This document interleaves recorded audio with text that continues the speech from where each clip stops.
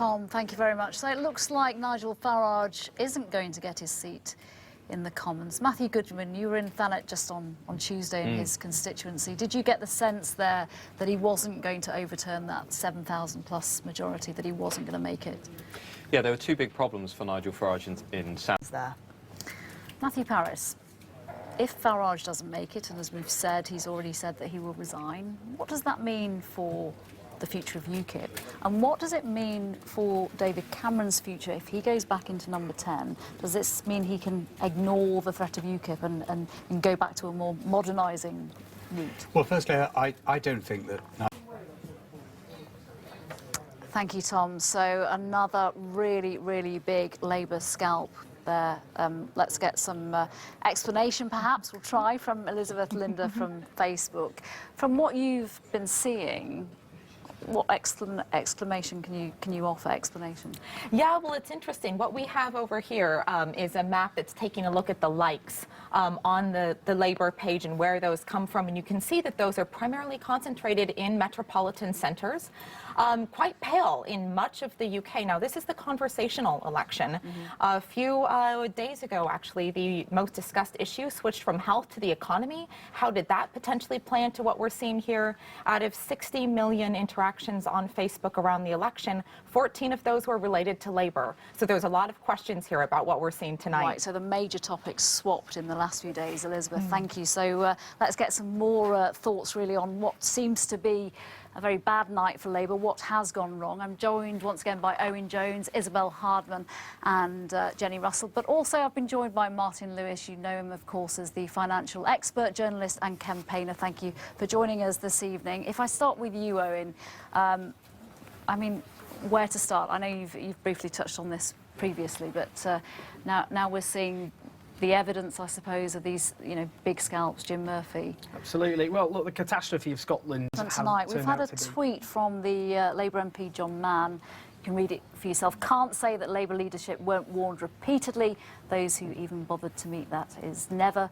Hurts to listen. Jenny, did they not listen? There were huge concerns about Ed Miliband. That has been the common theme of almost everybody who's outside the inner circle in the Labour Party over the past 4 years. There are lots of people who wished Ed Miliband well, and even when he won the leadership against other candidates, are willing to work to support him. But the leadership was very insular, and it didn't turn to all the people within the Labour Party, ex-advisors and MPs and peers and so on, all of whom who wanted to talk to them on whatever area of expertise they had. They didn't consult widely. Tony Blair had this explicit policy of going out and building what he called a big tent, bringing on board all kinds of people, even people who weren't natural Labour supporters. And I'm afraid that the Labour leadership, who were convinced that they had the right answers if only they could just sit still and quietly long enough to find them, did the exact opposite. They presided over what was a shrunken centre, so that, as John Mann says, there were so many people who tried to meet with them, to talk to them about where they were going on with business, with Europe, with welfare, and the Labour leadership didn't reach out to them. And did they get caught up in the campaign where, from the first television set piece, he did a lot better than people expected, and did that lead them down a path where they thought that this was going to be all right, he was going to be the next Prime Minister? I think certainly that's what people thought, and of course we all thought that, because suddenly in the last 6 weeks or so, Ed Miliband found the kind of confident public voice that has eluded him for the past 4.5 years. But I think the problem with that was that the Labour leadership had spent so long sitting and planning their future and not going out and talking to people and not convincing people and creating the right image and crafting a message that people would want to listen to over the previous few years, when people were desperate to hear something different. And they didn't come out with it then, and they're paying the price for having left that vacuum now. Isabel, you're nodding. Well, yeah, I think there's also been an assumption on the part of the Labour Party that voters are still its voters, and it doesn't need to bother knocking on their doors. That's certainly been even with the the case 5 million Scotland. conversations. Well, the some of those came too late. I think there were Scottish constituencies which have been neglected for years. There were Scottish MPs, Scottish Labour MPs, who would boast that their canvassing would involve them walking up and down the high street in their constituency, and if people said hello, they counted them as Labour, and that was it.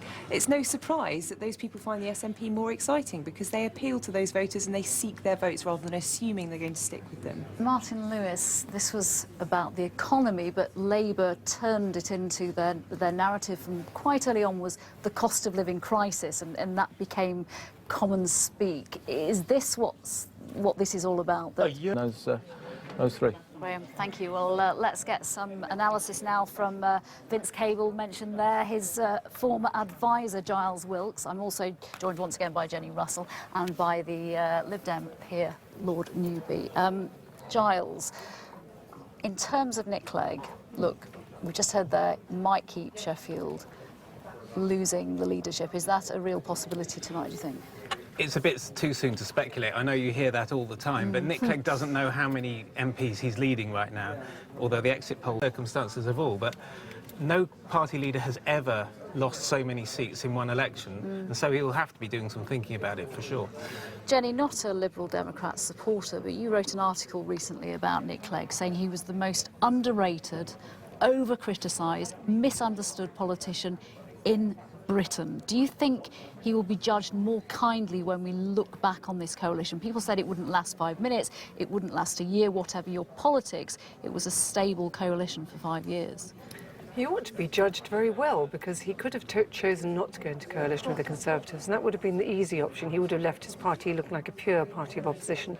But actually at the time, I think what we forget is that we were all terribly scared about the world economy and about the stability of Britain, whether we'd have to pay a great deal of money on our debt, whether a coalition government could possibly be coherent or stable.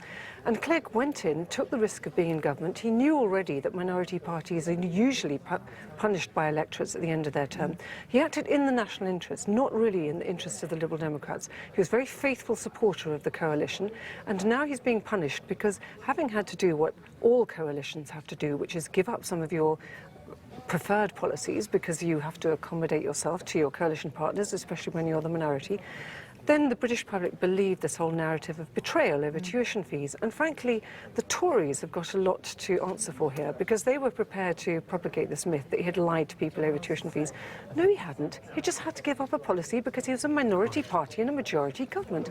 And if only the Britons were more grown up about this, we would have recognised that of course he had to do this.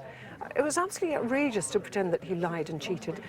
It's equivalent to saying that the Tories were able to say, as if this were a marriage, that this was a wife who hadn't done what they were supposed to do, and then they say, look, she lied and she cheated, when they bullied her into something. And your colleague Daniel Finkelstein, who was on earlier, he said of Nick Clegg that actually he's a really good politician because he realised that he'd made a mistake on tuition fees and he was able to rectify that. And in that situation, with the financial situation, he thought that the Tories' plan was a better move. Well, the thing about Clegg is that he's an honest politician and he's rational, and if anyone's heard him talking over the last few days, they know that he's honest about his mistakes and he's very open about them. Jenny, and yet the British public don't recognise it. They're wanting me to hand back, just briefly, Lord Newby. Clearly Clegg is being punished by voters. Will he be punished by his own party now? He doesn't deserve to be. He's fought a terrific campaign. He's been tireless in promoting the things he believes in, and he's got a very good deal for Lib Dem policies during 5 years in office. OK, we'll of course return to Nick Clegg when we get the result from Sheffield. Tom? Asma Mir in Glasgow. Are you in Glasgow, Asma? What's your reaction to what you've seen in Scotland tonight? Well, I think it's interesting because at the beginning of the night we were thinking that maybe 6 out of the 7 Glasgow seats would go to the SNP, and in the end, especially after that exit poll that said 58 seats out of 59 would go to the SNP, we changed our minds a little bit. In the end, it was a clean sweep for Labour, a clean sweep for the SNP in Glasgow. And what's interesting is that there weren't any, massive names like Jim Murphy or Douglas Alexander. There was Margaret Curran, of course. But what's really interesting is that the SNP have never won a UK parliamentary seat in Glasgow, and they did so resoundingly. 10,000 votes separating them from Labour each and every time. And remember, some of these seats have been Labour since the 1930s, which really gives you an idea of how much the swing was in these Glasgow seats. Before we knew any of the results, we were looking at Glasgow North East and thinking, oh, maybe they'll hang on there, because that would need a 27% swing. In the end, that became academic, because as you saw, other seats in Scotland had a 35% swing from Labour to the SNP. So a terrible night for Scottish Labour in Glasgow, and a remarkable one for the SNP. As you were saying there, an extraordinary thing to watch a city like Glasgow, so long Labour through and through, swing almost as one on one night. to the SNP? This is a very difficult question to answer, so I apologise for asking it. But is there an obvious way back for Labour? Is this a one-way revolution, or, you know, ultimately what swings one way generally swings back the other? Well, it's interesting because a lot of people were saying that many of the seats in Scotland that were Tory or Unionist back in the 1950s, it took the Tories about 50 years to lose their way. It's taken Labour just 5. And you would expect from that no, it's going to be a very long, hard road back for Labour.